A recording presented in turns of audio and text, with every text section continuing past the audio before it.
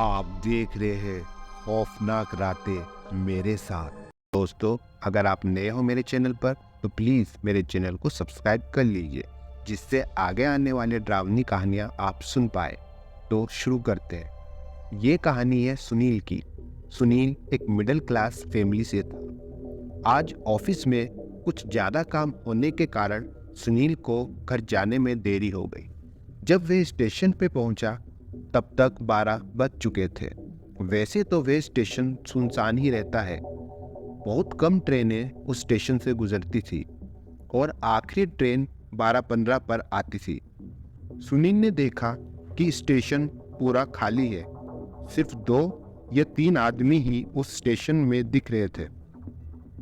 Train आने में अभी 15 मिनट बाकी थे। तभी एक बूढ़ा व्यक्ति सुनील के पास आया। वे देखने में कुछ अजीब सा दिख रहा था। वे सुनील को बोला, बेटा, इतनी रात को यहाँ क्या कर रहे हो? इस समय कोई ट्रेन नहीं आती है।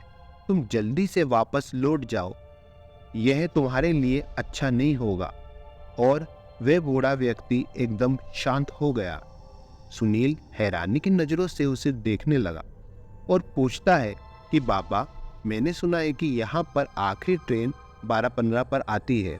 ये कहते ही सुनील ने देखा कि वे बूढ़ा व्यक्ति ट्रेन की पटरी के पार झाड़ियों की तरफ लगातार देखे ही जा रहा है।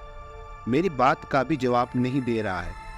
जिस तरह से वे उस झाड़ी को देख रहा था, सुनील को भी डर लगने लगा और उसने जोर से बूढ़े आदमी को हिलाते हुए पूछा कि क्या हुआ बाबा जी, आप क्या देख रहे हो? तभी वे आदमी बोला, अगर तुम भयानक मौत नहीं मरना चाहते हो तो अभी इस स्टेशन को छोड़ दो और यहाँ से भाग जाओ जितनी जल्दी हो सके। वो आ रहे हैं। वो कौन? डरते हुए सुनील ने पूछा। लेकिन उस व्यक्ति ने इससे ज़्यादा कुछ नहीं बोला और फिर लड़खड़ाते हुए तेजी से वहाँ से निकल गया। उस बूढ़े व्यक्ति को गए बस 5 ही मिनट हुए थे कि सुनील को एक मनुष्यत का एहसास होने लगा। उस स्टेशन पर उसके मन में ये बात आने लगी, सुनील जल्दी से यहाँ से निकल जा, कुछ बहुत बुरा होने वाला है। तभी रूह कांपने जैसा सन्नाटा उस स्टेशन पर पसर गया और सुनील ने जो 2 से 3 व्यक्ति उस स्टेशन पर देखे थे, अब वो भी गायब थे। पहली बार सुनील को इतना डर लगा कि उसके रोंगटे खड़े हो गए, उसके पैर जाम से हो गए। वे अपनी जगह से हिल ही नहीं पा रहा था।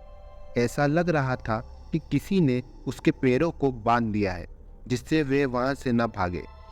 सुनील की आंखों से आंसू आने लगे। वे अपने आप को कोसने लगा कि क्यों उसने उस बूढ़े व्यक्ति की बातों पर विश्वास नहीं किया। उसे वहां से भाग जाना चाहिए था। सुनील ये सोच ही रहा था कि उसे उसी झाड़ियों में जहां वे बूढ़ा व्यक्ति देखे जा रहा था, हलचल होने लगी। वे बहुत जोर जोर से हिलने लगी और हिलने की आवाज़ें भी काफ़ी जोर से आने लगी।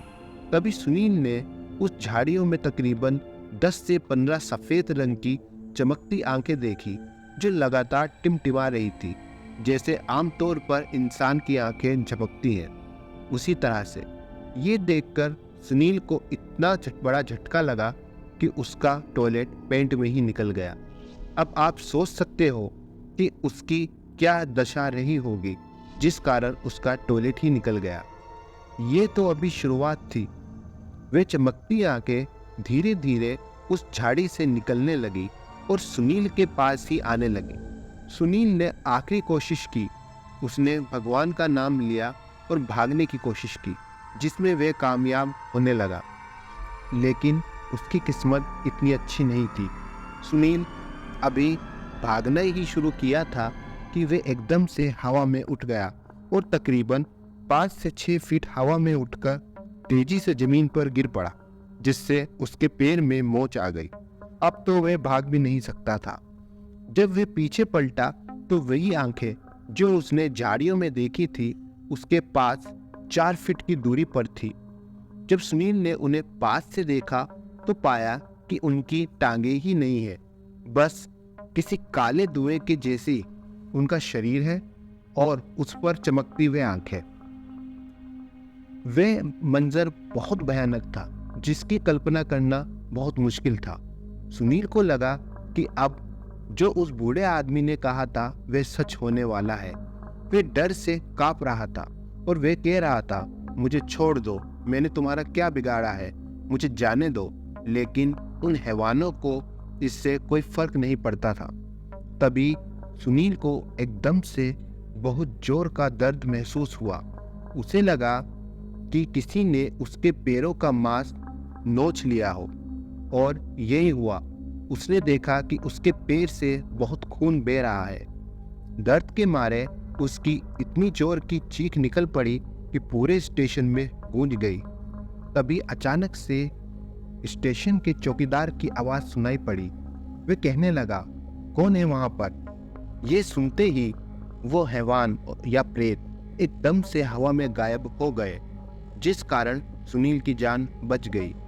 जब वह हॉस्पिटल पहुंचा तो उसके पैर का घाव देखकर तो डॉक्टर भी हैरान रह गए।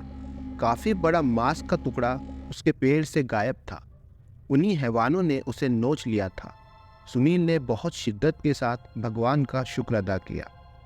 सो दोस्तों, अगर आपको ये कहानी अच्छी लगी हो तो लाइक और कमेंट्स करना ना भूलिएगा।